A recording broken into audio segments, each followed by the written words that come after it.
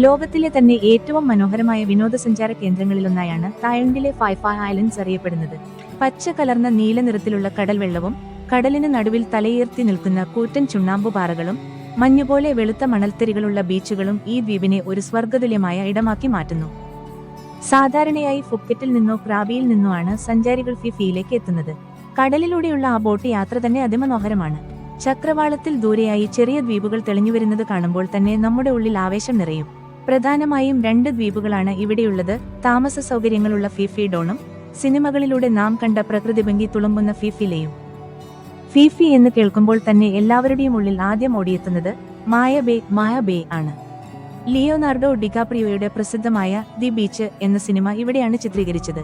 3 വശവും കൂറ്റൻ പാറക്കെട്ടുകളാൽ സംരക്ഷിക്കപ്പെട്ട ഈ ബീച്ചിലെ വെള്ളത്തിന് അവിശ്വസനീയമായ തെളിച്ചമാണ്. ഇവിടെ നീന്താൻ അനുവാദമില്ലെങ്കിലും ആ വെള്ളത്തിൽ കാല് നനച്ചു നിൽക്കുന്നതും ഫോട്ടോകൾ എടുക്കുന്നതും മറക്കാനാവാത്ത അനുഭവമാണ്. യാത്ര തുടരുമ്പോൾ നമ്മൾ എത്തുന്നത് പിലെ ലഗൂണിലേക്കാണ്. പിലെ ലഗൂൺ ചുറ്റും പാറക്കെട്ടുകൾ നിറഞ്ഞ ഒരു വലിയ നീന്തൽക്കുളം പോലെയാണ് ഇവിടം. സ്ഫടികം പോലെ തെളിഞ്ഞ വെള്ളത്തിലേക്ക് ബോട്ടിൽ നിന്ന് ചാടി നീന്തി തുടിക്കുന്നത് മനസ്സിനും ശരീരത്തിനും ഒരുപോലെ ഉന്മേഷം നൽകും. അതുപോലെ തന്നെ സാഹസികർക്ക് കടലിനടിയിലെ അത്ഭുതങ്ങൾ കാണാൻ സ്നോർക്കെല്ലിംഗും സ്കൂബ ഡൈവിംഗും ചെയ്യാം. വർണ്ണാഭമായ പവിഴപ്പുറ്റുകളും ആയിരക്കണക്കിന് കുഞ്ഞു മത്സ്യങ്ങളും നിങ്ങളുടെ കൺമുന്നിലൂടെ നീന്തി നടക്കുന്നത് കാണുമ്പോൾ സമയം പോകുന്നത് അറിയില്ല. പകൽ മുഴുവൻ കടലിൽ ചിലവഴിച്ച ശേഷം വൈകുന്നേരം ഫിഫി ഡോണിലെ തിരക്കേറിയ തെരുവുകളിലൂടെ ഒന്ന് നടക്കണം.